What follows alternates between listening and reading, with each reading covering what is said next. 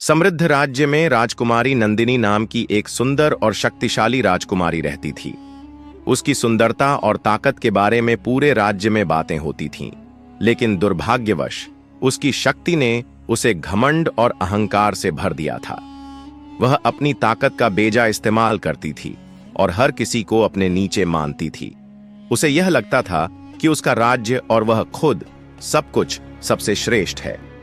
एक दिन राजकुमारी नंदिनी अपने शाही रथ में सवार होकर राज्य की सड़कों पर घूमने निकली।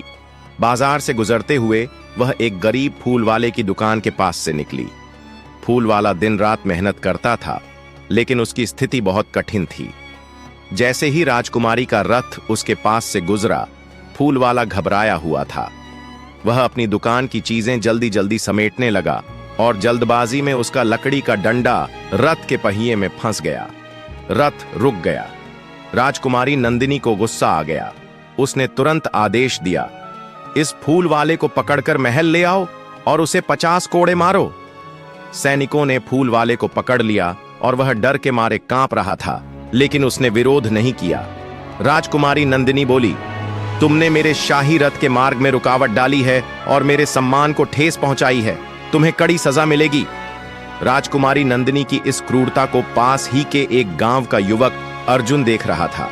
अर्जुन ने सोचा, अगर राजकुमारी अपने अहंकार में इतनी डूबी हुई है तो मुझे उसे एक बड़ा सबक सिखाना चाहिए। अर्जुन ने एक योजना बनाई और चुपचाप महल में घुसने का तरीका ढूंढ लिया। उसने राजकुमारी की शाही तलवार चुराई और उसके पास एक पत्र छोड़ा। यदि तुम अपनी शाही तलवार वापस पाना चाहती हो तो तुम्हें मेरी शर्त माननी होगी।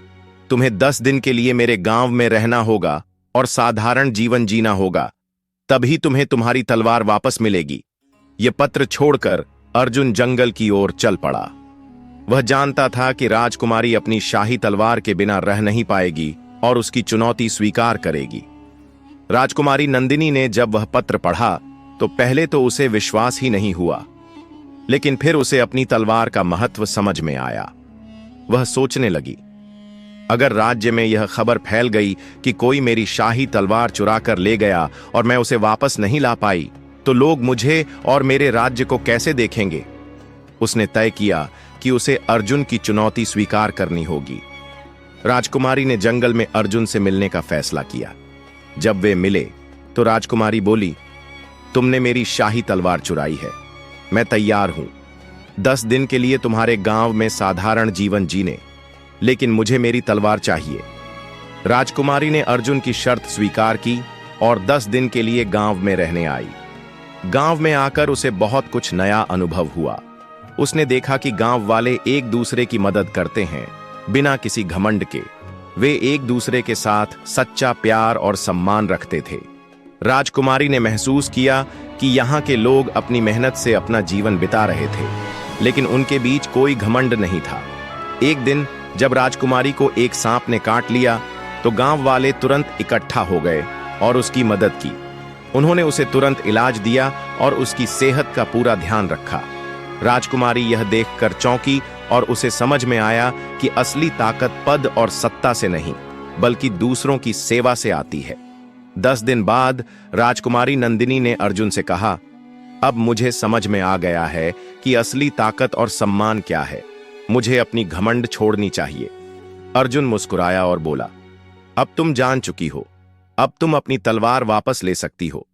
राजकुमारी महल वापस लौटी और उसने पहले फूल वाले से माफी मांगी। उसने फूल वाले को सम्मान दिया और उसे अपना साथ देने के लिए धन्यवाद कहा। इसके अलावा उसने राज्य में कई सुधार किए, शिक्षा, स्वास्थ्य और जनकल्याण पर ध्यान दिया और तय किया कि वह अब अपने राज्य में लोगों की मदद करने और उनकी सेवा करने के लिए काम करेगी। उसने समझ लिया था कि असली ताकत दूसरों की सेवा में है, न कि घमंड और अहंकार में। अगर ये कहानी पसंद आई हो तो हमारे चैनल को लाइक एंड सब्सक्राइब अवश्य करें। आपका अपना दोस्त प्रिंस टाटावत ज्ञान। धन्यवाद।